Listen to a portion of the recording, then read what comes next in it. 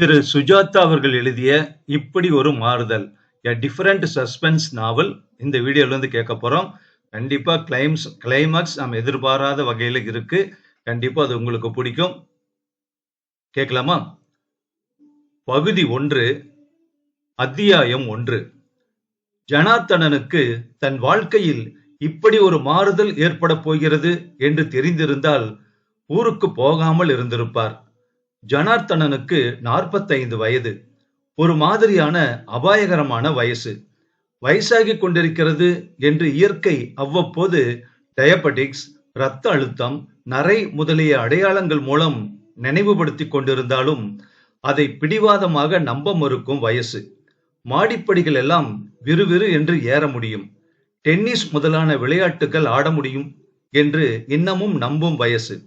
பெண்களுக்கு நாம் இன்னும் கவர்ச்சிகரமாக இருக்கிறோம், அவர்கள் நம்மை இன்னும் விரும்புகிறார்கள் என்று தன்னைத்தானே ஏமாற்றிக் கொள்ளும் வயசு. ஜனார்த்தனன் 45 வரை பணத்தை துரத்துவதிலேயே கவனமாக இருந்து விட்டார். சம்பாதித்து அழுத்தாகிவிட்டது. எதற்காக இன்கம் டாக்ஸ் கொடுக்க வேண்டும் என்று மேலே சம்பாதிப்பதில் அர்த்தமற்று அழுத்து போய் நிறுத்திவிட்டவர். வீடா? 7 வீடு. பண்ணையா? பெரிய ஃபார்ம் ஹவுஸ். நாயா? உயர் ரக டாபர்மேன். கோடை வாசஸ்தலங்கள், ஷேர்கள் எத்தனையோ பார்த்தாகிவிட்டது. மனைவி ஒரே பெண்ணை அமெரிக்காவில் கல்யாணம் பண்ணி கொடுத்து அங்கே போய் சில வாரங்கள் இருந்து அதையும் பார்த்தாகிவிட்டது. போகாத ஊரில்லை, நாடில்லை, பார்க்காத காட்சிகள் இல்லை, சந்திக்காத மனிதர்கள் இல்லை. எல்லாமே பணம் சம்பாதிக்கும் செல்வத்தை துரத்தும் அடிப்படையில்தான். இதனால் நிரந்தர சிநேகிதங்கள் அவருக்கு ஏற்பட்டது கிடையாது. அதை பற்றி அவர் கவலைப்பட்டதும் இல்லை. அன்று வரை. போயிட்டு எப்போ வருவீங்க என்றால் அவருடைய மனைவி. வர வர அகலமாக குங்குமம் இட்டு கொண்டு அவள் தொழுகிற அம்மன் போலவே ஆகிக் கொண்டிருக்கிறாள் அவள். எப்போதாவது அவளை படுக்கையில் தொட்டு பார்த்தால் கையை மரியாதையாக விலக்கி, என்னங்க இப்ப போய் இதெல்லாம் என்று போக போக தெய்வீக தன்மை பெற்று விடுவதால் கிரீடம் போட்டுக்கொண்டு தலையை விரித்து போட்டுக்கொண்டு பக்தா என்றாலும் ஆச்சரியப்பட மாட்டார். அவ்வாறு மனைவி மாறிவிட்டதினாலும் ஜனார்த்தனனுக்கு அத்தனை கவலை இல்லை. பெண்கள் சவகாசம் என்பது இஷ்டப்பட்ட போது கிடைக்கிற போது அது அவ்வளவு ஒன்றும் பெரிதாக தெரியவில்லை. வாழ்க்கையில் அடைய வேண்டியது என்று எதுவாவது பாக்கி இருக்கிறதா என்று யோசித்து பார்த்ததில் எதுவும் இல்லை என்றுதான் நினைத்து கொண்டிருந்தார் அந்த பெண்ணை பார்க்கும் வரை. அத்தியாயம் 2. விமான நிலையத்தில் கார் வரவில்லை. அதற்காக டூரிஸ்ட் ஐடிடிசி கவுண்டரை தேடி போனார். அங்கே யாரும் இல்லை. இது மாதிரி இதுவரை நிகழ்ந்ததில்லை. தேஷ்பாண்டே மேல் கொஞ்சம் கோபம் வந்தது அவருக்கு. பரவாயில்லை, நாமே ஹோட்டலை தேடி போகலாமே என்று விமான நிலையத்துக்கு வெளியே வந்து டாக்ஸி இருக்கிறதா என்று தேடினார். ஒடிசலாக ஒரு டாக்ஸி இருந்தது. விமான நிலையத்தின் சைஸுக்கு இது போதும் என்பது போல. அவருக்கு இந்திய அரைகுறைதான். டாக்ஸிக்காரன் பேசியது மராட்டி போல இருந்தது. கிளாரிட்ஜஸ் என்றான். அவன் காய் காய் என்று விழித்துக் கொண்டிருக்கும் போது பின்னால் இருந்து ஒரு குரல் கேட்டது. சார்? திரும்பி பார்த்தார். I am so sorry, my mistake. உங்களுக்காக கார் கொண்டு வந்திருக்கேன். 2 கார். சத்யன் மெசேஜ் கொடுத்திருந்தாரு. பரவாயில்ல, ஏறக்குறைய டாக்ஸி பிடிச்சிட்டேன் என்றார் புன்னகையுடன். Very sorry sir. பிளான் வரும் நேரத்தை தப்பா எடுத்துக்கிட்டு. அதனால் என்ன? நீ? என் பேரு சாயா. டூரிஸ்ட் டிபார்ட்மெண்டா? இல்ல, உங்க கம்பெனில வேலை செய்யறவ. பூனா கிளையில எஸ்ஐயாக இருக்கேன். மிஸ்டர் தாஸ்பாண்டே கிட்ட. அவர் வந்திருக்கணும், ஆனா அவரு டெல்லி போயிருக்கார். தெரியும், நான் தான் அனுப்பி வச்சேன். நாளைக்கு வந்துருவாரு. உங்களை கிளாரிட்ஜஸில் கொண்டு போய் சேர்க்க வேண்டியது என்னுடைய பொறுப்பு. லேட்டா வந்தது தெரிஞ்சா என்ன ரொம்ப திட்டிடுவாரு. அவள் இயல்பாக ஜனார்த்தனனின் கைப்பையை வாங்கி கொண்டு மற்றொரு காரை போக சொல்லிவிட்டு அவர் அதில் ஏறிக்கொண்ட காரில் முன் சீட்டில் ஏறிக்கொண்டாள் அந்த பெண். ஏர் கண்டிஷன் குளிர் அதிகமாக இருந்தது. கார் டிரைவர் மிக வெண்மையான சீருடை அணிந்து மிக மரியாதையாக இருந்தான். அவனிடம் அவள் ஏதோ சொல்ல நலுங்காமல் அந்த கார் கிளம்பியது.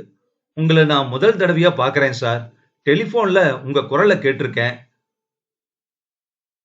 ஆனுவல் ரிப்போர்ட்ல உங்க போட்டோ பார்த்திருக்கேன் என்றாள் அந்த பெண். நீ மராட்டியா? ஆமா, ஆனா தமிழ் தெரியும் சார். அட, எப்படி?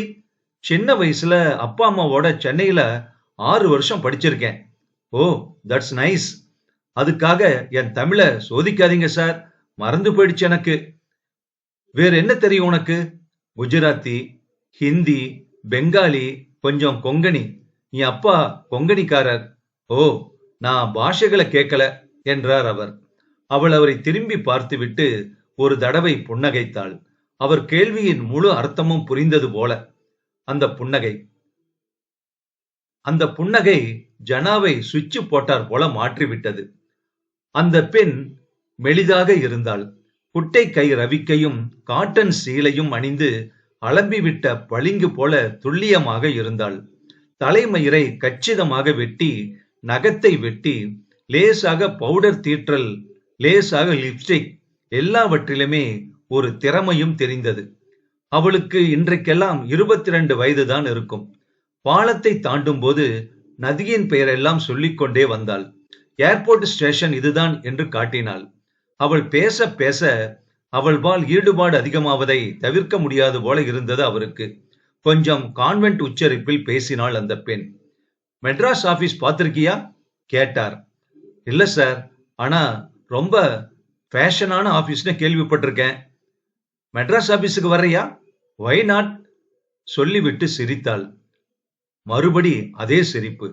ஜனாவுக்கு ரொம்ப நாளாக உறங்கிக் கொண்டிருந்த பழைய சிங்கம் ஒன்று விழித்தெழுந்தது. அவருக்கென்னவோ இன்று ராத்திரிக்குள் இந்த பெண்ணை வீழ்த்திவிட வேண்டும் என்று தோன்றியது. உண்மைதான், அவர் கம்பெனி சிப்பந்திதான் அவள். அதுவும் ஒரு ஆபீஸ் அசிஸ்டன்ட். அவள் எங்கே? கம்பெனியின் சர்வ உரிமையாளரான, அதன் இந்தியா ஓவர்சீஸ் கிளைகள் சேர்த்து சர்வத்திற்கும் அதிபதியான நான் எங்கே? தேஷ்பாண்டேக்கு தெரிந்தால் சிரிப்பான். பிஜே, உனக்கு பெண்கள் தானே வேண்டும், எத்தனை பேர் என்று கேட்பான். ஆனால் லோக்கலாக ஆபீஸில் கை வைக்காதே என்றும் சொல்லுவான். தேஷ்பாண்டேவுக்கு சில காரியங்கள் பந்தாவாக செய்ய வேண்டும். இப்படி அவனிடம் இந்த பெண் தான் வேண்டும் என்று சொல்வது? இல்லை இல்லை, அவனிடம் சொல்ல வேண்டாம். நல்ல வேளை தேஷ்பாண்டே இல்லை. ராத்திரிக்குள் பார்த்து விடலாம். ஹோட்டல் வாசலில் வண்ண விளக்குகளின் உதவியுடன் பர்ஃபியூம் ரெஸ்டாரண்டில் வெள்ளைக்காரர்கள் ராயரில் மாமிசம் கடித்துக் கொண்டிருந்தார்கள். அந்த பெண் அவன் பெட்டியை எடுத்துக்கொண்டு ரிசப்ஷனுக்கு சென்று "He has come" என்றால் உற்சாகத்துடன். இந்த ஹோட்டல்ல இருக்கிறது ஒரே ஒரு ஷூட் தான், அதை உங்களுக்கு ரிசர்வ் செஞ்சிருக்கு. ஸ்விம்மிங் பூல நோக்கி நல்ல இடம் என்றாள் அவரிடம். அவருடன் அறைக்குள் வந்து மணிப்பொத்தானை அழுத்தி, ஏதாவது வேணும்னா சொல்லுங்க என்றாள். இதுவரைக்கும் நீ தமிழ் பேசவே இல்லையே, அதை நான் கேட்க வேண்டாமா? அது அப்புறம் என்று கூறிவிட்டு சிரித்தாள். சிப்பந்தி உள்ளே வர காஃபி என்றாள். உங்களுக்கு காஃபி பிடிக்கும்னு தேஷ்பாண்டே சொல்லியிருக்கார் என்றாள் அவளே. உனக்கு? Will share. ஜனார்த்தன் உட்கார, எதற்கு நிற்கிறாய், உட்காரேன் என்றார். இல்ல, உட்காரக்கூடாது. ஏன்? நீங்க பாஸ். அதெல்லாம் நாளைக்கு ஆபீஸ்ல. இருந்தாலும் தேஷ்பாண்டேக்கு நான் இந்த அறைக்குள்ள நுழைஞ்சது தெரிஞ்சாலே வேலை நீக்க செஞ்சிருவார். அதெல்லாம் ஒண்ணுமே நடக்காது. நான் யார் தெரியும் இல்லையா? தெரியும். அதனாலதான். நான் யாரு? நீங்க தான் கம்பெனியோட சிஎம்டி. உங்களோட நான் ஒரு அற்ப சிப்பந்தி. பேசுறதே தப்பு. தேஷ்பாண்டே கொலை பண்ணிடுவார் என்ன. உனக்கு நான் என்ன சொன்னேன்? அவரை ஹோட்டல்ல சேர்த்துட்டு திரும்பி வர வேண்டியதானேன்னு சொல்லுவாரு. நான் தான் இருக்க சொன்னேன்னு சொல்லிட அவகிட்ட கிட்ட. நீங்க இருக்க சொல்லலையே. இப்ப சொல்றேன், இரு. ஹாவ் டின்னர் வித் மீ, நீச்சல் குளத்தின் அருகில. தேங்க்ஸ் என்றாள் அவள். கடிகாரத்தை பார்த்து கொண்டாள். பழைய கடிகாரம் அது. புதிதாக இவளுக்கு வாங்கி கொடுக்க வேண்டும் ஒரு கடிகாரத்தை. தேஷ்பாண்டேவுக்கு தெரியாமல். இப்போவாவது உட்காரியா என்று சொன்னார். அவள் நாற்காலி விளிம்பில் உட்கார, இப்போதாவது தமிழ் பேசுவியா? அவள் தொண்டையை கனைத்துக் கொண்டு, நீங்க என் முதலாளி என்றாள். சரிதானே? பியூட்டிஃபுல். லாலி இல்ல, லாலி. ஓ எஸ், முதலாளி. மராட்டியிலும் லா இருக்கு. நான் உன்னை விரும்புறேன் என்றார் ஜனா பதிலுக்கு. விரும்புறேன்னா ஐ லைக் யூன்னு அர்த்தம். ஓ, தேங்க்ஸ். தேங்க்ஸ் என்கிற அத்தனை சாதாரண வார்த்தையை இத்தனை இனிமையாக இழுத்துச் சொல்ல முடியுமா என்ன? இதற்கு இத்தனை சாத்தியக்கூறுகள் இருக்கின்றனவா? அவளை ஏற இறங்க பார்த்து, நாளை தேஷ்பாண்டே வந்து விடுவதற்குள் இன்று இரவே பெண்ணே உன்னை என்ன யோசிக்கிறீங்க என்று படுக்கையின் அருகில் இருந்த சுவிட்சை போட அறையில் இருந்த டிவி உயிர் பெற்றது. அதற்கு முன் நாற்காலியை திருப்பி போட்டுக் கொண்டு விட ஜனார்த்தன் எக்ஸ்கியூஸ் மீ என்று சொல்லிவிட்டு தொடர்ச்சியாக இருந்த அடுத்த அறைக்கு சென்று முகத்தை கழுவிக்கொண்டார். இரட்டை படுக்கையின் மேல் லேசான ரோசா நிறத்தில் போட்டிருந்த படுக்கை விரிப்பை களைத்து, பெண்ணே, உன் மெலிதான அந்த கைகளை தொட்டுத்தான் பார்க்க வேண்டும். தொட்டு உன்னை மெல்ல திறந்து. டிவியில் செயற்கையான சிரிப்பு கேட்டது. சட்டையை மாட்டிக்கொண்டு கண்ணாடியில் தலைவாரி கொள்ளும் போது சாயம் பூசிக்கொண்டு வந்திருக்கலாமே என்று தோன்றியது அவருக்கு. என்னை பார்த்தால் 45 சொல்லும்படியாகவா இருக்கிறது? இல்லை இல்லை. அடுத்த அறைக்கு வாசனையாக சென்றார். காஃபி வந்துவிட, எத்தனை சர்க்கரை போடணும் என்று கேட்டாள். டயபெட்டிஸை காட்டிக்கொள்ள விரும்பாமல் 1+ என்றார். அவள் விரல்கள் காஃபியுடன் அவர் மனசையும் கலக்க, நீங்க இவ்வளவு சுமூகமா பழகுவீங்கன்னு நான் எதிர்பார்க்கவே இல்லை என்றாள். எம்டினா பூச்சாண்டின்னு தேஷ்பாண்டே சொல்லி வச்சிருக்கிறானா? அப்படி இல்லை சார். ஆனா கொஞ்சம் உங்ககிட்ட தள்ளி நின்னு பேச வேணுங்கிறது அது மாதிரி ஒரு பயத்தை ஏற்படுத்திட்டாரு. இப்போ பயமா இருக்கா? இல்ல சார். இருவரும் காஃபி சாப்பிட ஜனார்த்தன் அறையின் கதவை சாத்துவதை பற்றி அவள் கவலைப்பட்டதாக தெரியவில்லை. இந்த பெண் நிச்சயம் சாலு என்றுதான் நினைத்தார். அருகே வந்து காஃபி கொடுத்து பக்கத்தில் தட்டி உட்கார் என்றார். கொஞ்சம் தள்ளியே உட்கார்ந்தாள். காஃபியை அருந்தும் போது ஏர்போர்ட்டின் போது போகாமல் அவர் வாங்கிய கைரேகை பற்றிய புத்தகத்தை பார்த்தாள். உங்களுக்கு பாமிஸ்ட்ரி தெரியுமா?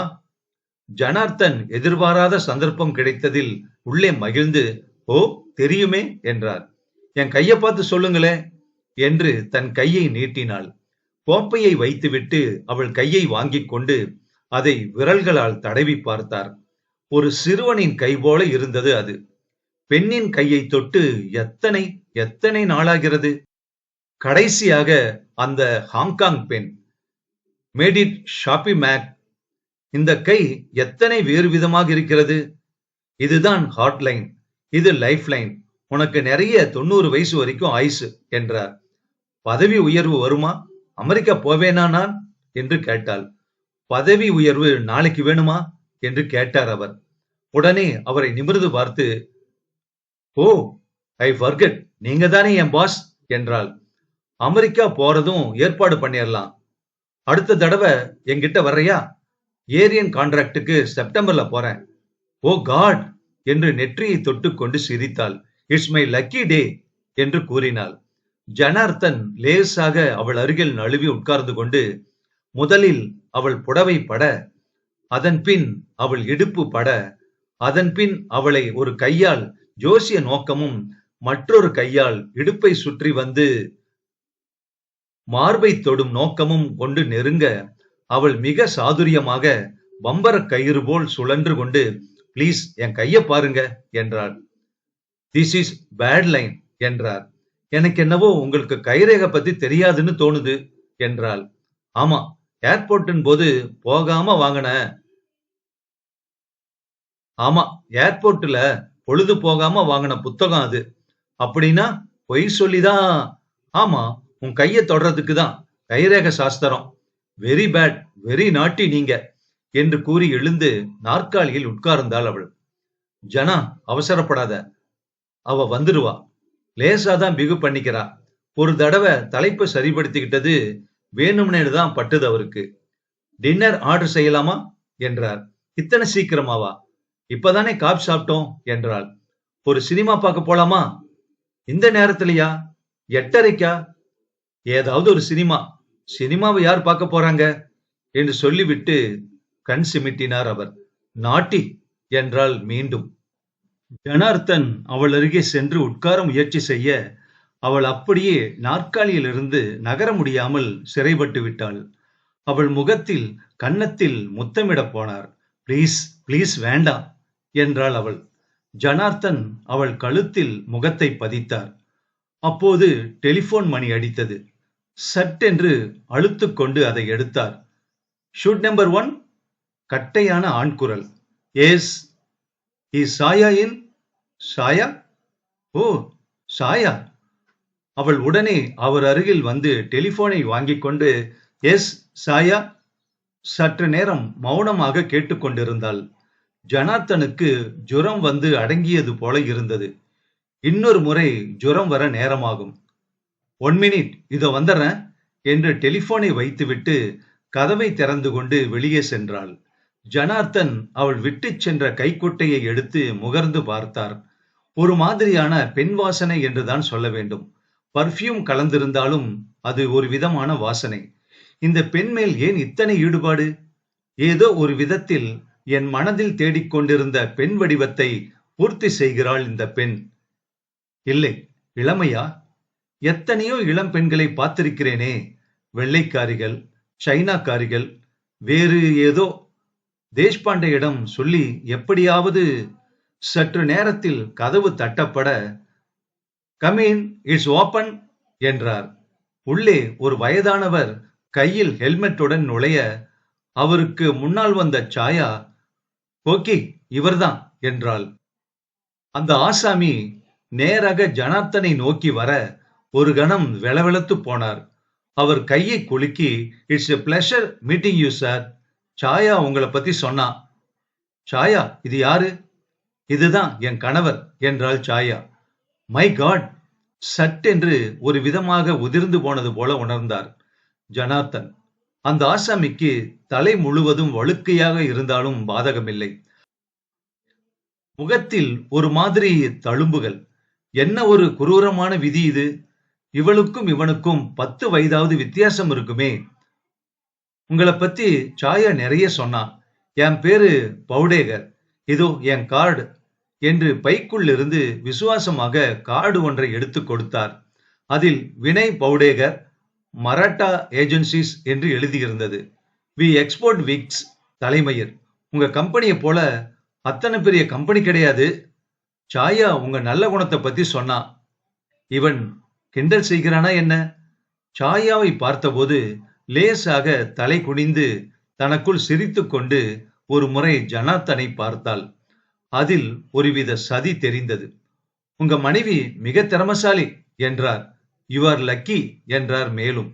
சாயா அவரை பார்த்து, மன்னிச்சுக்கோங்க, நான் கிளம்ப வேண்டிய கட்டாயம் ஏற்பட்டுடுச்சு. இன்னொரு தடவை இன்னொரு சந்தர்ப்பத்துல சந்திப்போம் என்ன என்றாள். ஆ, கட்டாயம் என்றார் இவர். அப்போ எனக்கு கைரேக சாஸ்திரத்தை பத்தி விரிவா சொல்லணும் என்றாள் சாயா. கட்டாயம் என்றார் பதிலுக்கு. அவள் அந்த கைக்குட்டையையும் புன்னகையையும் விட்டுவிட்டு சென்றாள். ஜனார்த்தனுக்கு முகத்தில் ரத்தம் பாய்ந்திருந்தது. அவள் பேசினதுக்கெல்லாம் 2 அர்த்தங்கள். ஒன்று நிஜம், ஒன்று சதி. ஆரம்பித்த பாடத்தை முடிக்க வேண்டாமா? என்ன ஒரு தைரியம்! கணவன் முன் சாது போலத்தான் இருந்தாள். இருந்தும் ஜனா இதுவரை கல்யாணமான பெண்களுடன் விவகாரம் ஏதும் வைத்துக் கொண்டதில்லை. அனாவசியமான சிக்கல் வரலாம். இது வேறு சகவாசம். என் அந்தஸ்துக்கு உகந்ததல்ல. வேண்டாம் ஜனா, இந்த பெண்ணை போல 1000 பேர் கிடைப்பார்கள். எல்லாமே ஒன்றுதான். என் அந்தஸ்து என்ன, ஸ்திதி என்ன? கேவலம் ஒரு பிரான்ச் ஆபீஸில் ஒரு ஆபீஸ் அசிஸ்டன்ட் பின்னால் அலைகிறான் என்றால் சமூகத்தில் என் நிலைமை என்ன ஆவது? விலகு சைத்தானே மனசில் இருந்து. தேஷ்பாண்டேயிடம் நாளைக்கு சொல்லி அவளை சென்னை ஆபீஸுக்கு மாற்றிக்கொண்டால் என்ன? ச்சே, விலகு சைத்தானே, விலகு என்னை விட்டு. அத்தியாயம் 3. மறுநாள் போர்டு ரூமுக்கு போகும்போது தேஷ்பாண்டேயின் அறை வாசலில் அந்த பெண்ணை காணவில்லை. போர்டு மீட்டிங் நடக்கும்போது ஸ்டெனோகிராஃபிக்கு ஒரு வயசான அம்மாள் தான் இருந்தாள். வேண்டுமென்றே அவள் வரவில்லையோ என்று நினைத்தார். கல்யாணமானவளை பற்றி அத்தனை விரிவாக எண்ணுதல் அவருக்கு தயக்கமாக, சங்கோஜமாகத்தான் இருந்தாலும் அவள் அனுமதித்தவரை அந்தரங்கம் அவர் உடலிலும் மனதிலும் இனித்துக் கொண்டிருந்தது. லஞ்சின் போது தேஷ்பாண்டே சொன்னார், விஜய், என்ன ஒரு மாதிரி இருக்க? உடம்பு சரியில்லையா? No, I am okay Desh. Sorry, நான் சாயங்காலம் வர முடியல டெல்லிக்கு. பரவாயில்ல, அந்த பொண்ணு என்ன சிறப்பாவே கவனிச்சுக்கிட்டா. சாயா எதுவும் வளரலையே. கொஞ்சம் வெகுளித்தனமான பொண்ணு. தேஷ், அவள் எதுக்காக அனுப்புன நீ? புதுமுகம். பிஜே, எங்க முகத்தை பார்த்து பார்த்து அழுத்து போயிருக்கு உனக்கு. நம்ம போர்டுல பெரும்பாலானவர்கள் இருக்காங்களா? செத்து போயிட்டாங்களான்னு கூட தெரியல. அந்த பொண்ணு தப்பா நடந்துக்கலையே ஒன்னும். செச்ச, அதெல்லாம் இல்ல. In fact I like her. அவளை சென்னை போறதுக்கு முன்னாடி ஒரு தடவை பார்த்துடணும்னு உத்தேசம். நான் கூப்பிடுறேன். அப்புறம் எக்ஸ்பான்ஷன் ஸ்கீமை எப்படியாவது போர்டுல தள்ளிவிட்டுடு பிஜே. தேஷ், நீ சொன்னா சரி. அவ பேர் என்ன என்றார் தெரியாதது போல. சாயா. Very good, pleasant and efficient girl. Deshpande அவரை ஒரு மாதிரி பார்த்து, என்ன பிஜே, உள்ளுக்குள்ள ஏதாவது பழைய தடம் புரள்றதா? சேச்ச, அதெல்லாம் இல்ல. சிப்பந்தியா இருந்தாலும் திறமை இருந்தா பாராட்டணும் இல்லையா? வாஸ்தவம்தான். அது என்ன திறமைங்கிறத பொறுத்தது என்றார் தேஷ். இருவரும் தேஷ்பாண்டேயின் அறைக்குள் செல்ல, தேஷ்பாண்டே சுருட்டு பற்ற வைத்துக் கொண்டு இன்டர்காமை அழுத்தி, கால் சாயா பிளீஸ் என்றான். சில காகிதங்கள்ல ரொட்டீன் போர்டு பேப்பர்ஸ் கையெழுத்து போட வேணும். ஜனார்த்தன் அவைகளில் சுவாரஸ்யம் இல்லாமல் கையெழுத்து போட, கதவை தட்டி கொண்டு, மே ஐ கமின் சார் என்று உள்ளே வந்தாள் சாயா. பயந்து தயங்கி உள்ளே வந்தவள் பகல் வெளிச்சத்தில் இன்னும் சிவப்பாக இருந்தாள். மெல்லிய நீளத்தில் சாரி அணிந்து கொண்டு பிடிப்பாக ரவிக்கையுடன் முகத்தில் பயத்துடன் என்றாள். ஷிடவுன் சாயா. பரவாயில்ல சார், நான் நிக்கிறேன். பிஜே, அதாவது ஜனார்த்தன் நேத்து உன் பணிய பாராட்டினாரு. அத சொல்றதுக்கு தான் உன்னை கூப்பிட்டேன். Thank you sir, thank you. That's nice of you. ஜனார்த்தனை ஒரு முறை ஏறிட்டு பார்த்து விட்டு சிரித்தாள். ஜனார்த்தன் அவளையே கண்கொட்டாமல் பார்த்து கொண்டிருக்க, அவள் இடுப்பும் கையும் அப்பழுக்கற்ற உடலும் அந்த குரூர முகனை நினைக்க வைத்தது. அதுதான் அவளுடைய கணவனை. சாயா, எம்டியே உன்னை பாராட்டிட்டாரு. இதுக்கு மேல் என்ன வேணும்? சாயா, சென்னைக்கு மாற்றலாகி வர்றியா? சாரி சார், இல்ல. ஒரு 3 மாசத்துக்கு தான். கொஞ்சம் அதிகப்படியா காரியம் இருக்கு. அந்த வேலைபளுவை சமாளிக்க தான். தேஷ்பாண்டே ஒரு தடவை கேள்விக்குறியுடன் பிஜேயை பார்த்துவிட்டு உடனே புரிந்து கொண்டு, come on, it's only a temporary என்றார் அவளிடம். உன்னோட கணவன் கிட்ட கேட்டு சாயந்தரத்துக்குள்ள சொல்லு என்றார் அவர். My god, you are married, is it என்று அதிர்ந்தார் தேஷ். எஸ் சார் என்றால் மெல்ல. Sorry, I didn't know. PJ எல்லாம் விசாரிச்சு வச்சுக்கிட்ட என்று பிஜேயிடம் சொன்னார் Desh. Can I go sir என்றால் அனுமதி கேட்டு. அவள் அங்கிருந்து சென்றதும், என் ஆபீஸ்ல இருக்கிற முத்துக்களை கண்டுபிடிக்க பிஜே சென்னையிலிருந்து வர வேண்டியிருக்கு. நிஜமாவே நான் இவளை உன்னிப்பா கவனிச்சதே இல்ல. BJ, you want her really? Yes. சென்னையில என்ன அத்தனை தலை போற காரியம்? I just want her. தினம் கொஞ்ச நாளைக்கு அவளை பார்த்துக்கிட்டு இருந்தாலே போதும். ஏதோ எப்படியோ என் உள்ளத்துல குறையாக இருந்த ஒரு ஆசைய, அந்த பிம்பத்தை அவ பூர்த்தி செய்யறா. நீ அவளை பூர்த்தி செய்ய விரும்புற. பிஜே, எதுக்கு வம்பு? உனக்கு ஒரு பொண்ணு தானே வேணும்? இல்ல, எனக்கு இவ தான் வேணும். கல்யாணமான கேஸ் பிஜே. தேஷ், நான் எப்பவாவது எதையாவது விரும்பி அடையாம இருந்ததுண்டா? சொல்லு. அது கம்பெனி சமாச்சாரம். அதோட விதிகள் வேறு. எதையும் வாங்க முடியும் தேஜே. அதுதான் ஒரே ஒரு விதி. மனச தவிர, புரிஞ்சுக்கோ என்றார் தேஷ். எனக்கு மனசு வேண்டாம். நீ இவ புருஷனை பார்க்கணுமே. நீ பார்த்துட்டியா? சரிதான். ராட்சசனும் தேவதையும் போல ஒரு பொருத்தம் 2 பேருக்குள்ள. ரியலி? அப்படின்னா கலைக்க வேண்டியதுதான். தேஷ்பாண்டே சுருட்டை அற்பாயுசில் அணைத்தான். ஜனார்த்தன் தன் பைக்குள் அவள் கணவன் கொடுத்த கார்டை தொட்டு பார்த்து கொண்டார். மத்தியானம் போர்டு மீட்டிங் தொடர்ந்து நடந்து 3 மணிக்கு முடிந்த பின் ஜனார்த்தன், தேஷ், ஒரு விஷயம் என்றார். சாயதானே பிஜே? பறக்காத, நீ ரொம்ப பெரிய மனுஷன், ஞாபகம் வச்சுக்கோ. Not with this girl. My god, என்ன ஒரு பிடிவாதம் உனக்கு? சாயா அவர் அறைக்கு வந்ததும், என்ன சாயா, கேட்டியா? கேட்டேன் சார். 2 மாசத்துக்குன்னா பரவாயில்லங்கிறாரு என் கணவர். That's a good girl. Madras ஆபீஸ்ல மத்தது எல்லாத்தையும் பாத்துக்குவாங்க. எப்ப இருந்து டிரான்ஸ்ஃபர் பிஜே? நேத்துல இருந்து. அவள் சென்றதும் they are all the same BJ என்றான் தேஷ். நாட் திஸ் ஒன் என்றார் ஜனார்த்தன். அத்தியாயம் 4. ஏர்போர்ட்டுக்கு சந்திரன் வந்திருந்தான். சந்திரன், கூடி சீக்கிரம் நாளைக்கு என்ன ஆபீஸ்ல வந்து பாரு. பூனாவில இருந்து தேஷ்பாண்டே ஒரு ஏஓவை ஹெல்ப்புக்கு அனுப்புறான். அவளுக்கு கெஸ்ட் ஹவுஸ்ல இல்லாட்டி நல்ல ஹோட்டல்ல ரூம் போட்டுட சொல்லு. சந்திரன் அவரை நிமிர்ந்து பார்த்தான். லேசான வியப்பு அவன் கண்களில் ஒரே ஒரு கணம் தான் தெரிந்தது. அப்புறம் அவன் முகத்தை பூட்டிக் கொண்டு விட்டான். சந்திரன் தான் இதற்கு சரி. அவசரமே இல்லை. மனைவி அவரிடத்தில் இருந்த உற்சாகத்தை உணர்ந்து கொண்டாள். பூனாவுல என்னங்க நடந்தது? ஒண்ணுமில்லையே. ஒரு மாதிரி தேன் குடிச்ச நரி மாதிரி இருக்கீங்க. கம்பெனியில் இந்த வருஷம் டிவிடெண்ட் ஏதாவது ஜாஸ்தியா? இல்லையே, வழக்கம் போலதான். வேற மாதிரி இருக்கீங்க நீங்க. இத பாரு, ரொம்ப சாமி கும்பிட்டா இப்படிதான் ஆகும். எனக்கு ஏதாவது வாங்கிட்டு வந்தீங்களா? பூனாவில இருந்து ஆர்டர் கொடுத்துட்டு வந்திருக்கேன், கூடிய சீக்கிரம் வரும் என்றார் அவர். காலை ஜப்பான் கொலாபரேட்டர்கள் வந்திருந்ததால் சந்திரனுடன் பேச முடியாமல் போய்விட்டது. சப்பை மூஞ்சிக்காரர்களுடன் பேசின போது கூட அடிக்கடி அவருக்கு சாயாவின் ஞாபகம் வந்தது. நிமிர்ந்து பார்த்து அவரை சற்று சதி பார்வையுடன் புன்னகைத்தது அடிக்கடி அவர் நினைவில் குறுக்கிட்டு கொண்டிருந்தது. ஜப்பானியர்கள் போன கையோடு சந்திரனை கூப்பிட்டார். சந்திரன் வெளி ஆபீஸில் காத்து கொண்டிருப்பதாக தெரிந்தது. என்ன சந்திரன் கேட்டார். வர சொன்னீங்க.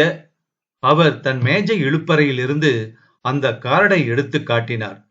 சந்திரன் அதை உணர்ச்சியின்றி பார்த்து மௌனமாக இருந்தான். இந்த ஆளை பத்தி எல்லா விவரமும் எனக்கு வேணும். சரி, வேற ஏதாவது? பூனாவில இருந்து மாத்தி வரப்போற சாயான்னு ஒரு பொண்ணு. டெலக்ஸ் மெசேஜ் வந்தது சார். அவளுக்கு மாரிஸ்ல ஏற்பாடு பண்ணியாச்சு. அவளோட புருஷன்தான் இவன் என்று கார்டை காண்பித்தார். அப்படியா என்றான் சந்திரன். சந்திரனை நாற்காலிக்கு கீழ் பாம் வைத்தால் கூட அதிர்ச்சி அடைய வைக்க முடியாது. ஆச்சரியமா இல்லையா சந்திரன்? இல்ல, சாயாவை நீ பார்க்கணும் என்றார். சாயான்னு சொன்னா நிழல்னு அர்த்தம் என்றான் சந்திரன். கார்டை பார்த்துவிட்டு இவனை என்ன செய்யணும் என்று கேட்டான். முதல்ல இவனை பத்தி விவரங்களை தெரிஞ்சுக்கோ, அதுக்கப்புறம் நான் சொல்றேன் என்றார். சந்திரன் தனக்கு இதில் எந்த விதமான சம்பந்தமும் இல்லை என்பது போல புறப்பட்டு சென்றான். சில சமயங்களில் ஜனார்த்தனன் நினைப்பதுண்டு, அவன் மனிதனே அல்ல. சட்டையை கழற்றி பிரித்து பார்த்தால் பல்சக்கரமும் வயர்களுமாக இருப்பான் என்று நினைத்ததுண்டு. அத்தியாயம் 5. சாயா வரப்போகிறாள் என்று பூனா ஆபீஸிலிருந்து தகவல் எதுவும் இல்லை. 2 தினம் விட்டு டெலிபோன் செய்தார். Deshpande, my god PJ, this is the limit. கொஞ்சம் பொறுத்துரு, அனுப்பி வைக்கிறேன் கட்டாயம். இப்பதான் டிரான்ஸ்பர் ஆர்டர் போயிருக்கு. ஜாயினிங் டைம் கொடுக்க வேண்டாமா? அவளோட பேசலாமாண்ணா? No formality. No, positively no என்றார் Desh. Let me talk to her Desh என்றார். அவர் குரலில் இருந்த அதட்டலை உணர்ந்து கொண்டு, ஆல்ரைட், இவளால எனக்கு வேலை போக வேண்டாம் என்றான் தேஷ். சற்று நேரம் காத்திருந்த பின் ஹலோ என்று தயக்கமாக ஒரு இனிய குரல் கேட்டது. பின் சாயா ஸ்பீக்கிங் என்றாள். Chaya, this is Janardhan. Oh, hello sir, எங்கிருந்து பேசுறீங்க? Is it a trunk call? ஆமா. சென்னைக்கு எப்ப வர்ற? மிஸ்டர் தேஷ்பாண்டே நேத்து தான் டிரான்ஸ்பர் லெட்டர் கொடுத்தாரு. அதுல 2 மாசத்துக்கு தற்காலிகமானதுன்னு குறிப்பிடாததால அதெல்லாம் இங்க வந்து பாத்துக்கலாம். சாயா, நீ எப்ப வர்ற? பிளைட் டிக்கெட் எடுத்து கொடுக்க சொல்லட்டுமா? இல்ல சார், வேண்டாம். ஏன்? எனக்கு ஏரோப்ளேன்ல போறதுக்கு பயம். That's funny. சாயா, உன் கணவர் எப்படி இருக்காரு? அவரு வந்து பரவாயில்ல. அவருக்கும் உங்களை பிடிச்சிருச்சு சார். நீங்க வர்றத பத்தி எதுவும் சொல்லலையே. 2 மாசத்துக்குன்னா சம்மதம்னு சொன்னாரு. வந்து பாக்குறதா தான் சொல்லி இருக்காரு.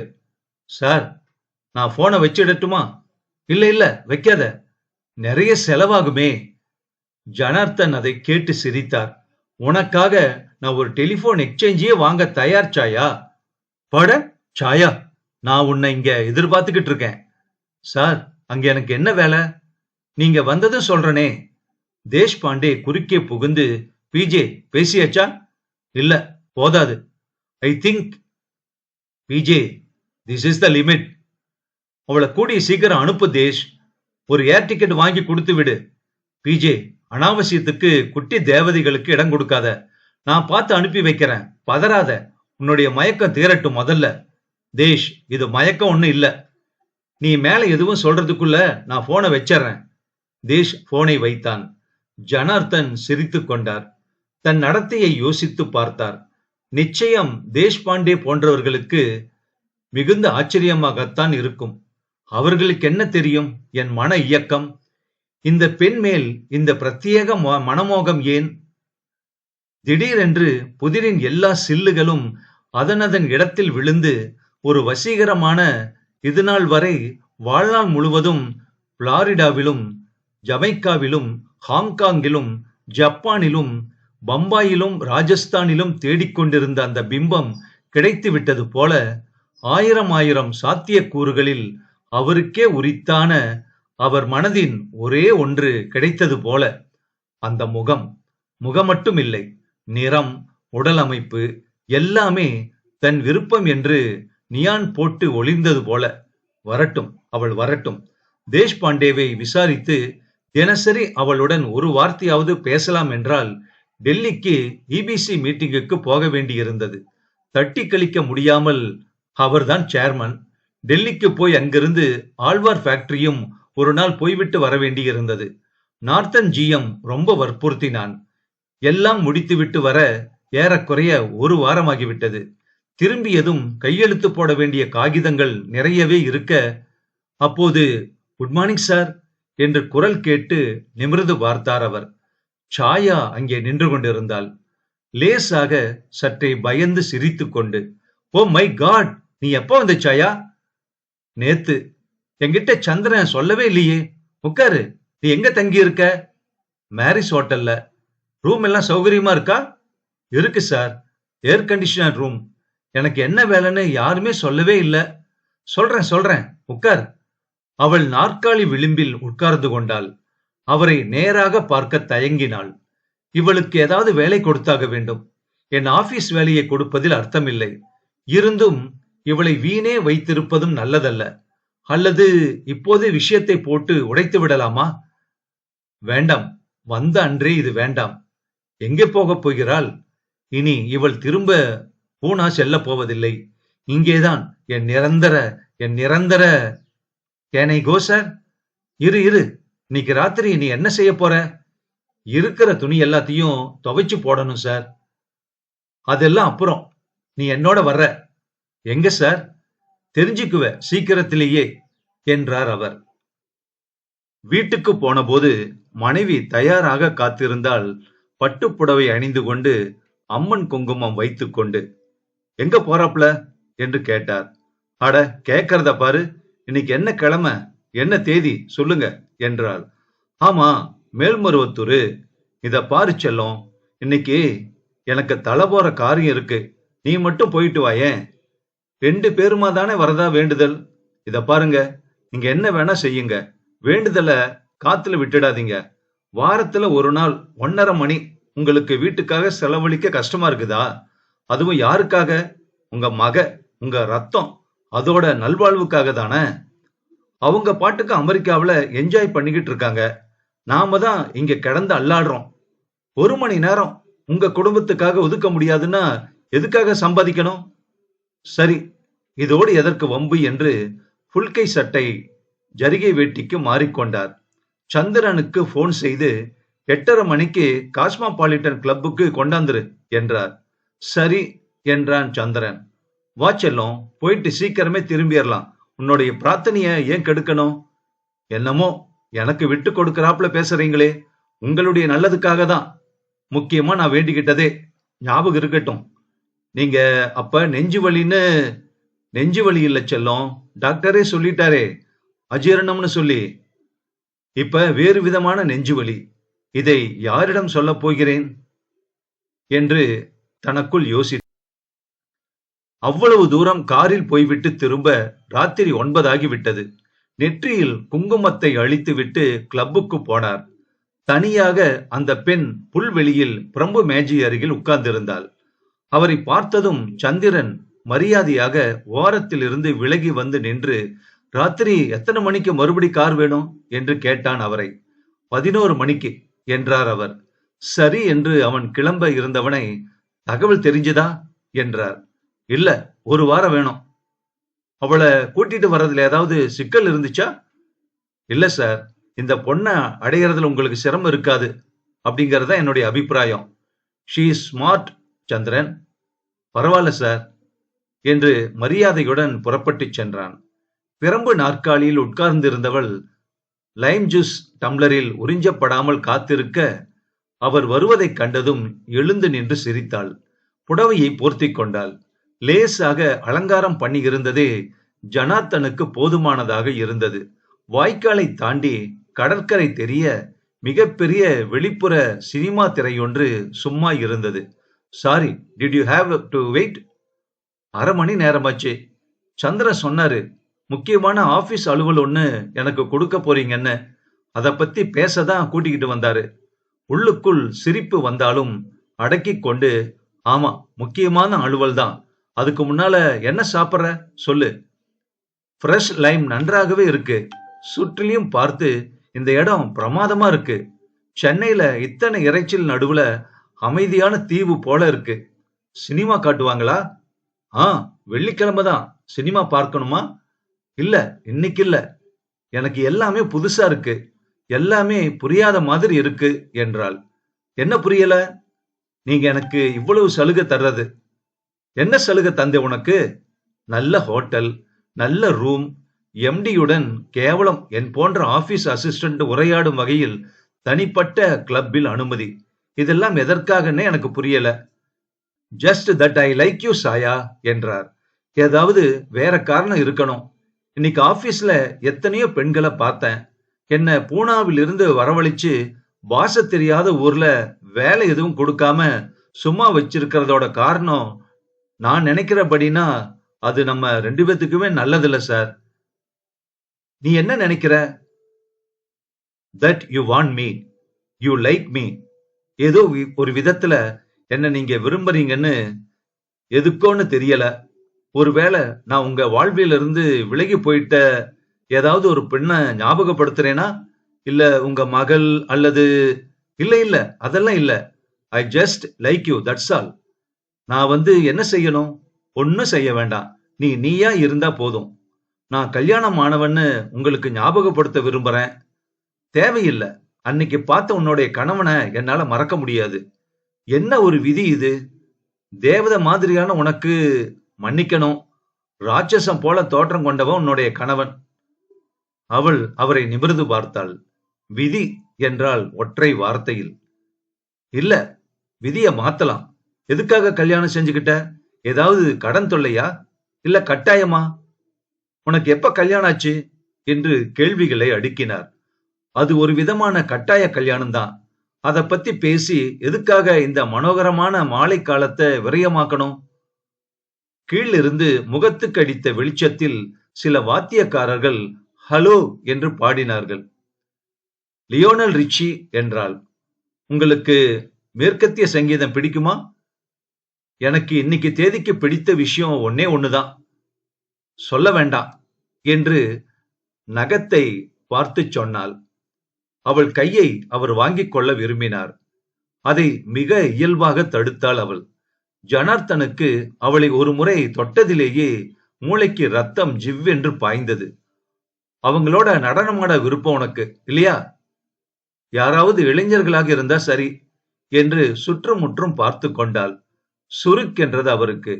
டின்னர் ஆர்டர் செய்து அவள் நுனி விரலால் சாப்பிடுவதையும், அவள் நீர் அருந்தும் போது உதடுகள் கண்ணாடி விளிம்பை லேசாக தொட்டதையும், கைக்குட்டையை எடுத்து நுனி உதட்டை துடைத்துக் கொண்ட லாவகத்தையும் ரசித்தார். ஒரு கையால் தூக்கிவிடலாம் போல இருந்தாள் அவள். அதிகப்படியாக you will be a good model என்றார். ஐ வாஸ் மாடலிங் பண்ணிக்கிட்டு இருந்த. எப்படி தெரியும் உங்களுக்கு? உன்னுடைய உடலே சொல்லுதே. ஏன் மாடலிங் விட்டுட்ட? பிடிக்கல. ஏன்? Something personal. இன்னைக்கு மாதிரி ஒரு சூழ்நிலை என்றாள். அவர் அவளை புரியாமல் நிமிர்ந்து பார்த்தார். விவரமா சொல்லேன். இல்ல சார், வேண்டாம் என்றாள். சந்திரன் சரியாக 11 மணிக்கு வந்தான். டிரைவரை அனுப்பிவிட்டு அவனே காரை ஓட்டி வந்திருந்தான். பில்லில் கையெழுத்து போட்டுவிட்டு 100 ரூபாய் டிப்ஸ் வைத்துவிட்டு புறப்பட்டார். சில்லறை வாங்கிக்கலையா என்று கேட்டாள். இல்ல. இன்னைக்கு நாம எவ்வளவுக்கு சாப்பிட்டிருப்போம்? 900. ஸ்காட்சையும் சேர்த்துதான். எதுக்கு இவ்வளவு பணத்தை விரயம் செய்யறீங்க? இன்கம் டாக்ஸ் என்றார். கம் என்று அவள் தோளில் கை வைத்து அழைத்துச் செல்ல காரின் பின் சீட்டில் உட்கார்ந்து கொண்டு, ஹலோ மிஸ்டர் சந்திரன் என்றாள். அவன் அரைகுறையாக ஓ என்றான். பின் சீட்டில் அவள் அருகே உராய்ந்து உட்கார, சந்திரன் பீச்சுக்கு போலாமா என்று கேட்டான். நோ சாரி சார், எனக்கு களைப்பா இருக்கு, ராத்திரி வேற. கமான், வேல்பூரி வாங்கி சாப்பிடலாமா? குஜராத்தி உணவு பண்ற ஏதாவது? Some other time. சந்திரன், என்ன ஹோட்டல்ல கொண்டு போய் விட்டுட்டா ரொம்ப நன்றி. சந்திரன் மௌனமாக காத்திருக்க அவர் சரி என்றார். சந்திரன் காரை எலியட்ஸ் பீச் வழியாக எடுத்துச் சென்று ஒரு தனி இடத்தில் நிறுத்தி, ஒரு நிமிஷம், எனக்கு பான் வாங்கணும் என்று வெளியே சென்றான். குறிப்பறிந்து அவன் கெட்டிக்காரத்தனத்தை வியந்து அவர் சாயாவின் பக்கம் திரும்பி வெல் என்று அவளை தொட்டார். அவள் சற்றே தயங்க மற்றொரு கையால் அவளை முழுவதும் அணைத்துக் கொண்டார் அவர். அவள் அவரை தடுத்து நிறுத்த முயற்சி செய்தாள். சார் பிளீஸ், நீங்க செய்யறது தப்பு. நான் கல்யாணம் ஆனவ, எனக்கு கணவன் இருக்கான். இது எந்த தர்மத்தின்படியும் தப்பு. தர்மம் எல்லாமே தப்பு என்று முகத்தில் உரசினார். சார் சார், நான் உங்க மகள் போல. அவளுடைய இதயம் அடித்துக் கொள்வதை நேராக விரல்களால் உணர தலைப்பட்டவர் சட்டென்று கையை எடுத்துக் கொண்டார். அப்படி சொல்லாத. You are not my daughter சாயா. வெர்க்குரி விளக்கில் அவள் கண்களில் கண்ணீர் தெரிந்தது. சார் பிளீஸ், நீங்க 2 பேர் இருக்கீங்க, நல்ல வலுவான ஆண் பிள்ளைகள். நான் பாஷை தெரியாம இங்க வந்து சேர்ந்த பொண்ணு. என்ன நீங்க என்ன வேணும்னாலும் செய்ய முடியும். ஆனா ஆனா இத நீங்க விரும்புறீங்களா? உங்களுக்கு வேண்டியது என்னுடைய சம்மதமா, என் உடலா, இல்ல பலாத்காரமா? சற்று நேரம் யோசித்து விட்டு சாரி என்றார் அவர். கணவன் இருக்கிற போது என்னுடைய மனசு என்ன வேதனைப்படும் யோசிச்சு பாருங்களேன். கணவன் இல்லைன்னா? அந்த பேச்சு இல்லையே இப்போது. சந்திரன் அதற்குள் வந்து விட்டான். போலாமா சார் என்று கேட்டான். போலாம் மிஸ்டர் சந்திரன், தக்க சமயத்துல வந்தீங்க என்று பதில் சொன்னாள் சாயா. மௌனமாக அவளை ஹோட்டல் வாசலில் கொண்டு விட்ட போது குட் நைட் என்று சொல்லிவிட்டு கண்ணை துடைத்துக் கொண்டே சென்றாள். வீட்டுக்கு திரும்புகையில் சந்திரன் கேட்டான், இது தொடரப்போகுதா சார்? எது? சந்திரன் கேளு, இந்த பொண்ண நான் பலாத்காரம் செய்ய விரும்பல. அது என்னுடைய இயற்கைக்கு ஏற்றதல்ல. இவளா எந்தவித தடையும் இல்லாம என்கிட்ட வரணும். Then get rid of him என்றார் சற்று இறைச்சலாக. சந்திரன் சற்று நேரம் மௌனமாகி பிறகு யோசிச்சு சொல்றேன் என்றான். அத்தியாயம் 6. அதன் பின் அவளை அந்த வாரம் முழுவதும் பார்க்க முடியவில்லை. சந்திரன் தான் அவளுக்கு வேலை கொடுத்திருக்க வேண்டும். ஒரு முறை கூப்பிட்டு கேட்டதில் அவளுக்கு எம்டி ஆபீஸ்லேயே பார்ட்டிஷன் போட்டு இன்வர்ட் அவுட்வர்ட் என்று பிரித்து தனியாக அவளை உட்கார வைத்திருப்பதாக சொன்னான். யார் இந்த செல்ல குழந்தை என்று அனாவசியமாக வம்பு வரும். அதை தவிர்ப்பதற்காக என்றான் சந்திரன். ஜனார்த்தன் பேச்சு வந்தாலும் கவலைப்படுபவராக இல்லை. இவளுக்காக இந்த கணத்தில் தன் அந்தஸ்து முழுவதையுமே தன் வாழ்நாளில் சிறுக சேகரித்து வைத்திருந்த பெரிய மனுஷத்தன்மை அத்தனையுமே இழந்தாலும் பரவாயில்லை என்று தோன்றியது. அப்படிப்பட்ட நிலையில் இருந்தார். ஏதாவது ஒரு காரணத்திற்காக அவளை தினம் ஓரிரு முறையாவது பார்க்க முடிந்தது அவரால். மிஸ்ஸஸ் பர்கன்ஷாவுடன் சந்தேகம் கேட்க வருவாள். ஒரு முறை டெலக்ஸ் கொடுக்க வருவாள். அப்போதெல்லாம் அவரை பார்த்து புன்னகை செய்தாள். காஸ்மாபாலிட்டனில் நடந்ததை பற்றி கண்டுகொள்ளவில்லை என்று தெரிந்தது. ஒவ்வொரு நாளும் அவள் உடை என்ன உடுத்திக் கொண்டு வந்திருக்கிறாள் என்று பார்க்க ஏதுவாக ஒரு அறை கதவு திறந்தே இருந்தது. சந்திரன் இந்த விதத்தில் கெட்டிக்காரன். இவள் பார்க்காமல் அவர் பார்க்கிற மாதிரி உட்கார வைத்திருந்தாள். அவளே ஒரு நாள், சார் நான் உங்களோட பேசணும் என்றாள். சொல்லுச்சாயா? அன்னைக்கு நான் நடந்துகிட்டத தப்பா நினைக்க மாட்டீங்களே? சேச்சே, இல்ல. என்னதான் நாம முன்னேற்றம் அடைஞ்சிருந்தாலும் ஓகே, ஓகே. கட்டுன புருஷன் அண்ட் ஆல் தட். அதானே? நாம இன்னும் மேல்நாடுகள் போல. புரியுது சாயா. நீ செஞ்சது எந்த இந்திய பெண்ணும் செய்யக்கூடியதுதான். நான் தான் அவசரப்பட்டு மூர்க்கத்தனமா நடந்துகிட்டேன். நீங்க என் மேல காட்டுற அன்புக்கு ஈடா எதையும் திருப்பி தர முடியலையேங்கிறது தான் என்னுடைய குறை. கல்யாணம் ஆகாதவளா இருந்தா உங்களுக்கு சம்மதிக்கிறதுல எந்தவித தயக்கமும் காட்ட மாட்டேன்னு மட்டும் என்னால சொல்ல முடியும். புரியுது சாயா. தேங்க்ஸ். என்னால வேற ஏதாவது உங்களுக்கு செய்ய முடிஞ்சா நான் பெருமைப்படுவேன் சார் என்றாள். வேற ஏதாவதுன்னா? செக்ஸ் தவிர வேறு ஏதாவது என்றாள். அவர் அதை கேட்டு சிரித்துவிட்டு, யோசிக்கிறேன். ஆனா உன்கிட்ட நான் விரும்புறது செக்ஸ் மட்டும் இல்ல என்றார். அவள் புறப்படுவதற்கு முன், சார், இன்னொரு விஷயம். உங்ககிட்ட இருந்து எனக்கு உதவி தேவைப்படுது. என்ன? எனக்கு இந்த ஹோட்டல்ல இருந்து அழுத்திடுச்சு. கட்டி போட்டாப்புல இருக்கு. நான் சொந்தமா சமைச்சிக்க விரும்புறேன். கம்பெனி கெஸ்ட் ஹவுஸ்ல ஒரு ரூம் கொடுத்தா கூட போதுமானது. கெஸ்ட் ஹவுஸ் காலியாங்கிறது தெரியல. நீ எதுக்கும் சந்திரன்கிட்ட கேளு. அவன் ஏற்பாடு செய்வான். Thanks sir. அவள் போகும் முன், சாயா என்று அழைத்தார். அவள் திரும்பி பார்த்தாள். நீ சொன்னது உண்மையான வார்த்தை தானா? உன் கணவன் மட்டும் இல்லாமல் இருந்தா என்னை ஏத்துக்க உனக்கு எந்தவித தயக்கமும் இல்லையே? நிச்சயம் அதுதான் ஆழ்ந்த உண்மை. கல்யாணமானவளாக இருக்கிறதால சில சமூக நியதிகளுக்கும் விதிமுறைகளுக்கும் நான் புரிஞ்சிருச்சு சாயா. உன்னை நான் இப்போ தொந்தரவு செய்ய மாட்டேன் என்றார். அவள் சென்றதும் சந்திரனை டெலிபோனில் கூப்பிட்டார். தகவல் ஏதாவது தெரிஞ்சுதா? இதையெல்லாம் டெலிபோன்ல பேசக்கூடாது. ரூமுக்கு வரேன் என்றான் சந்திரன்.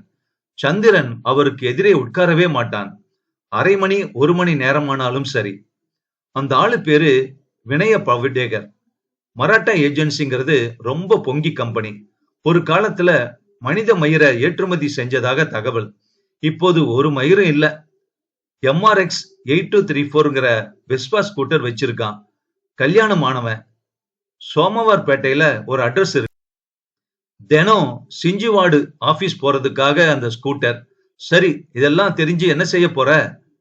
எனக்கு 40,000 ரூபாய் வேணும், சாயங்காலத்துக்குள்ள கேஷா. எதுக்கு? ஒரு ஸ்கூட்டர் விபத்துக்கு ஏற்பாடு செய்யணும் பூனாவுல. ஜனார்த்தன் சந்திராவை ஏற இறங்க பார்த்தார். என்ன சொல்ற? நீங்க தானே சொன்னீங்க அப்புறப்படுத்தன்னு. Get rid of him. ஆமா, ஆனா உங்களால அந்த பொண்ணை மறக்க முடியுமா? இல்ல, முடியாது. தீர்மானமா முடியாது. அவ தன்னுடைய கணவனை விட்டுட்டு வருவாளா? இல்ல, வரமாட்டா. வேறு வழி ஏதாவது இருந்தா சொல்லலாம் என்றான் சந்திரன். ஜனார்த்தன் யோசித்தார். இல்ல, வேற வழி ஒண்ணு இல்ல. ஆனா எப்படி செய்ய போற? நான் இல்ல, வேற பார்ட்டி செய்வாங்க. எப்படி? சொன்னனே, ஸ்கூட்டர் விபத்து. எப்படி? சந்திரன் அவரை நேராக பார்க்காமல், உங்களுக்கு எதுக்கு விவரங்கள்லாம் என்று கேட்டான். என்னாகும்? Give me 10 days. 10 நாள்ல செய்தித்தாள்ல செய்தியோட வேணும்னா டெத் சர்டிபிகேட்டும் கிடைக்கும். அட பாவி, நான் செய்ய போறதில்ல. நான் மயிலப்புற விட்டு விலக மாட்டேன். கொஞ்ச நாட்கள் துக்கத்துல இருக்கட்டும். அவ சமாதானம் சொல்லலாம், ஆறுதல் சொல்லலாம். அதுக்கப்புறம் சந்திரன், உனக்கு எப்படி? இல்ல, வேண்டாம். இன்னொரு ஏற்பாடு செய்திருக்கேன். அவளுக்கு ஆழ்வார்பேட்டை பிளாட்டை கொடுத்திருக்கேன். அதனோட சாவி உங்ககிட்ட இருக்குன்னு நினைக்கிறேன். என்னுடைய யோசனைப்படி அவசரப்பட வேண்டாம். 10 நாள் விட்டு போகலாம். செய்தி கிடைச்சதும் ஆறுதல் சொல்லி அவசரமே வேண்டாமே. சந்திரன், யூ ஆர் ஏ ஜீனியஸ் என்று அவள் சொல்லி முடிப்பதற்குள் வரேன் என்று கூறிவிட்டு மறைந்து விட்டான் சந்திரன். அத்தியாயம் 7. அடுத்த தினங்களில் ஜப்பானிய டெலிகேஷன் ஃபேக்டரிகளை சுற்றி பார்த்துவிட்டு ஒப்பந்தத்துக்கு வரும்போதும், பினான்ஸுடன் ஃபார்வர்டு பிளான் பற்றி பேசும்போதும், பூனாவுக்கும் டெல்லிக்கும் ஆழ்வாருக்கும் ஆனந்த நகருக்கும் டெலிபோன் பேசும்போதும் அவ்வப்போது வயிற்றுக்குள் படபடத்தது. டெலிபோன் அடிக்கையில், தபாலில் பரிச்சயமில்லாத கடிதத்தை பார்க்கையில் எல்லாம் செய்தி அதுவாக இருக்குமோ என்றுதான் படபடப்பாக இருந்தது. என்ன காரியம் செய்கிறோம்? ஒரு தனிப்பட்ட இச்சையின் அக்னியை ஆக்கிரமிப்பை சமாளிக்க முடியாமல் ஒரு பெயர் தெரியாதவனை கொல்ல ஏற்பாடு செய்வது எத்தனை பாவம்! பாவம் மனதிலா, செயலிலா? நான் என்ன பாவச் செயல் செய்தேன்? 45,000 செலவழிப்பது எதற்காக? இதற்காக செலவழிப்பது பாவம் இல்லையா? அப்படியென்றால் மோட்டார் கார் வைத்திருப்பது பாவம்தான். சாலை விபத்து. இது விபத்துதான். ஆனால் சாலை விபத்தல்ல. அவள் என் கண்களில் பட்டது விபத்து. அவள் என் கண்களில் பட்டதுதான் விபத்து. என்னுடைய பிடிவாதத்தை மாற்ற மறுபடி என் பிள்ளை பருவம் வரை சென்று வளர்ந்த விதத்தையே மாற்ற வேண்டும். It's too late now. என்ன சாயா? சாயா தைரியம் பெற்றுவிட்டாள். கேட்காமல் அவர் அறையில் நுழைகிறாள். நான் உங்களுக்கு அதிகம் தொந்தரவு கொடுக்கிறேன் சார். ச்சே, அப்படி யார் சொன்னது? சரி, புது வீடு எப்படி இருக்கு? அத பத்தி தான் சார் சொல்ல வந்தேன். உங்களுக்கு எப்படி நன்றி சொல்றதுன்னே எனக்கு தெரியல. சொல்ல வேண்டாம் சாயா. பிளாட் சௌகரியமா இருந்தா சரி. என் ஒருத்திக்கு ரொம்ப பெரிய பிளாட் அது. அத உன்னுடைய பேருக்கு எழுதி வைக்க தயார் நான். I don't deserve it sir. சாயா, நீ எனக்கு எதையுமே திருப்பி தர வேண்டாம். என்னுடைய முன்னிலையில நீ சந்தோஷமா இருந்தா அதுவே போதும். அந்த பிளாட் நிஜமாவே அழகா இருக்கு சார். சமையல் அறையில எத்தனை வசதி இருக்கு. பர்னிஷிங்ஸ், கலர் டிவி. நான் என்ன பாக்கியம் செஞ்சிருக்கேன் இதுக்கெல்லாம். நீ என் கண்ணுல பட்ட. அதான் நான் உங்களுக்கு ஒரு விருந்து கொடுக்க விரும்புறேன் சார். அவளை கேள்விக்குறியுடன் அவர் பார்க்க அவள் சிரித்துவிட்டு ஜஸ்ட் எ டின்னர் என்றாள். நான் சமைக்கிறத நீங்க சுவைச்சு சாப்பிடணும் என்றாள். சரி என்றார் அவர். எப்ப வர்றீங்க? கொஞ்சம் பொறு என்றார். சார், நிச்சயம் வரணும் என்று அவரை பெரிதாக பார்த்து முழுசாக சிரித்துவிட்டு போனாள். ஜனார்த்தனுக்கு கவலைகள் விலகி போய் அவளை அடைவதற்கு எந்தவிதமான தப்பும் செய்யலாம் என்று ஆகிவிட்டது. சந்திரனின் சாமர்த்தியத்தை வியந்தார் அவர். யாரும் அறியாமல் அவளை ஒரு விதமாக சின்ன வீட்டில் வைத்து விட்டான். இனி என்ன? பூனாவிலிருந்து ஒரு செய்தி வர வேண்டும். முகத்தை சீரியஸாக வைத்துக்கொண்டு அவளிடம் போய் சொல்ல வேண்டும். பயப்படாதே, கவலைப்படாதே சாயா. நான் இருக்கேன். உன்னை கவனிச்சுக்க. நான் உன்னை ஸ்வீகாரம் எடுத்துக்கிறேன். விதி நம்ம 2 பேரையும் சேர்த்து விட்டுடுச்சு. இத்தியாதி இத்தியாதி. ஜனார்த்தன் லேசாக தனக்குள் பாடிக்கொண்டார். வீட்டுக்கு போனபோது மனைவி இன்னைக்கு உங்க கூட பேசணும் என்று சொன்னாள். எதை பத்தி? உங்க ஆபீஸ பத்தி. ஆபீஸ பத்தி நீ என்ன பேசுறது? பூனாவில இருந்து ஒரு பொண்ணை கூப்பிட்டு நம்ம ஆழ்வார்பேட்டை வீட்டுல வச்சிருக்கீங்களாமே. யார் சொன்னது? ஆபீஸ் முழுக்க பேசிக்கிறதா சொல்றாங்க. உனக்கு யாருமா சொன்னது? யாருன்னு சொன்னா அவங்க மேல நீங்க பாய்வீங்க. சொல்றதே இல்லைன்னு வாக்கு கொடுத்திருக்கேன் நான். யார் சொன்னாங்க உனக்கு என்று தன் குரலை உயர்த்தினார். கோச்சிக்கிறீங்க? அப்ப நிஜம்தான். அதனாலதான் இந்த கோபம் வருது. சந்திரன் சொன்னானா? ச்சே, அவன் ஊம கோட்டானாச்சே. இத பாருங்க, யாரு சொன்னா என்ன? ஆபீஸ் அல்லாடுது. நீங்க செய்யறது நல்லா இல்ல. அவளை நேர போய் கேட்க போறேன். கல்யாணமான கழுதியாமே. இத பாரு, வதந்தி எல்லாம் நீ நம்பாத. வதந்தி இல்லைங்க. இப்ப ஆழ்வார்பேட்டை பிளாட்டுக்கு போய் பார்த்துட்டு வரலாங்களா? அந்த பொண்ணுக்கு தங்கறதுக்கு இடம் இல்லைன்னு இந்த ஊர்ல இல்லாத பொம்பளைங்களா? எதுக்கு பூனாவில இருந்து அந்த பொண்ணை வரவழைச்சிருக்கீங்க? இத பாருங்க, உங்களையே பூஜை பண்ணிக்கிட்டு உங்களை விட்டா வேற கதி எதுவும் இல்லாம உங்களுக்காக விரதம் இருந்து சனிக்கிழமை பட்டினி கிடந்து எனக்கு போய் துரோகம் பண்றீங்களே, அடுக்குமா உங்களுக்கு? வேணா உனக்கு ஒரு கோயில் கட்டிடலாம், சரியா?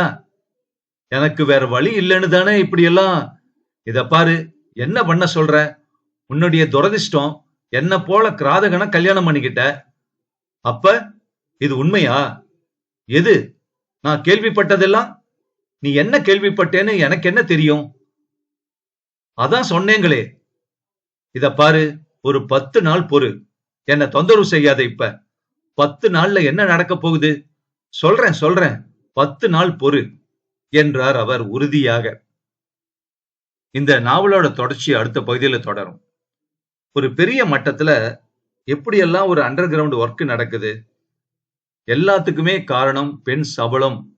அது மட்டும்தான் அடிப்படையான காரணமாக இருக்கு. சோ வெளியே தெரியறது இல்ல. உள்ளுக்குள்ளேயே இது மாதிரியான விஷயங்கள் கசமுசான்னு போய்கிட்டே இருக்கு. நம்ம கேள்விப்படுறோம். சோ இது வந்து சமூகத்த கெடுக்குதா? அல்லது சமூகம் அப்படிங்கிறது பெரிய மனுஷங்கள, அந்த போர்வில இருக்கக்கூடியவங்கள வந்து மனசையும், உடம்பையும் அல்லது அவங்க வாழ்க்கையும் கெடுக்குதா? அல்லது அப்படிப்பட்டவர நம்பி இருக்கக்கூடிய மனைவிமார்கள வந்து அவருடைய எண்ணங்கள்லாம், அவருடைய செயல்பாடுகள்லாம் ஏமாத்துதா? அடுத்த பகுதியில தெரிஞ்சுக்கலாம்.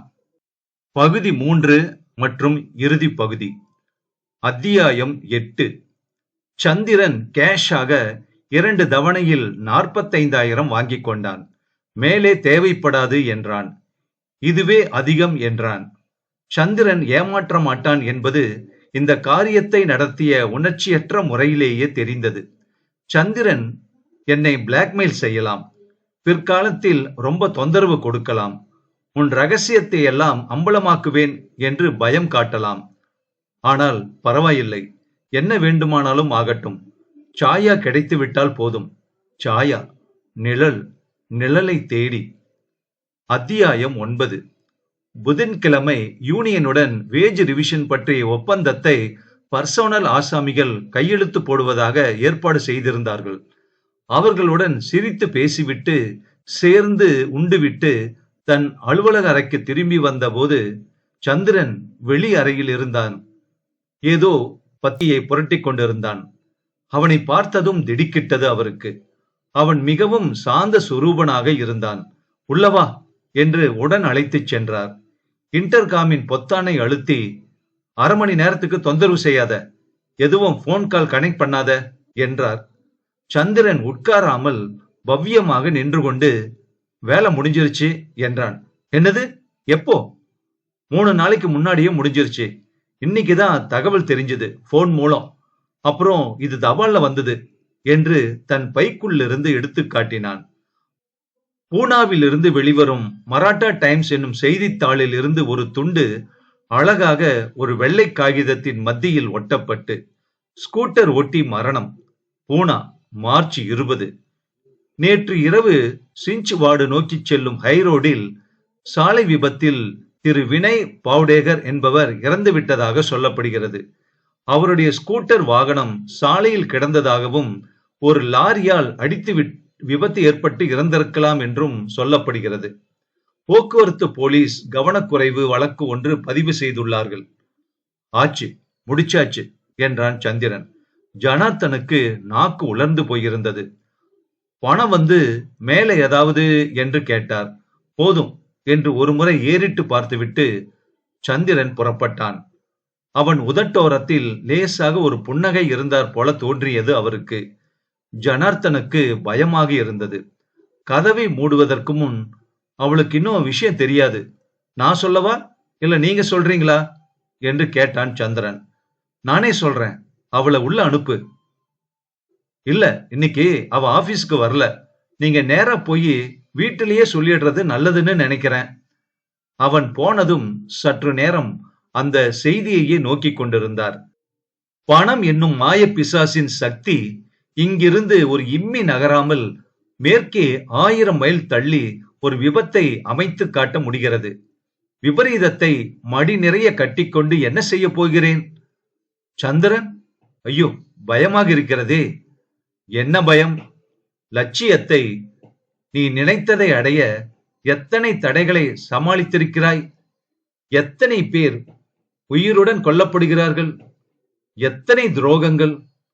அவன் சாலையில் தன்னை எது அடித்தது என்று உணர்வதற்கு முன்பே இறந்து போயிருப்பான். பிறந்தவர்கள் அத்தனை பேரும் இறக்க வேண்டியதுதானே. எதற்கு வேதாந்தம்? இப்போது சாயாவை பார்த்து சமாதானம் சொல்ல வேண்டியது கடமை.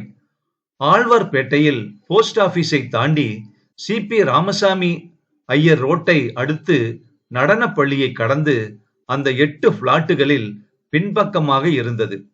வாசலிலேயே இறங்கிக் கொண்டு, இனி என்ன ரகசியம்? மெல்ல அதை நாடி மணி பொத்தானை அழுத்தினார். மறுபடி அழுத்தினதில் உள்ளே மின்சாரம் இல்லாததால் கேட்கவில்லை என்பது உறுதியாயிற்று. பைக்குள் இருந்த சாவியை எடுத்து கதவை திறந்தார். சாயா என்று கூப்பிடத்தான் நினைத்தார். அந்த அறையில் இருந்து சிரிப்பொலி வர புரியாத பாஷையில் குரல்கள் கேட்டன. அது சாயாவின் குரல். உடன் ஒரு ஆண் குரல். அறை வாசலில் பூட்ஸும் அவசரமாக கழற்றி எறியப்பட்ட சாக்ஸும் இருக்க, அறைக்கதவு லேசாக திறந்திருக்க, அங்கே சாயா. கதவை முழுவதும் திறந்தார்.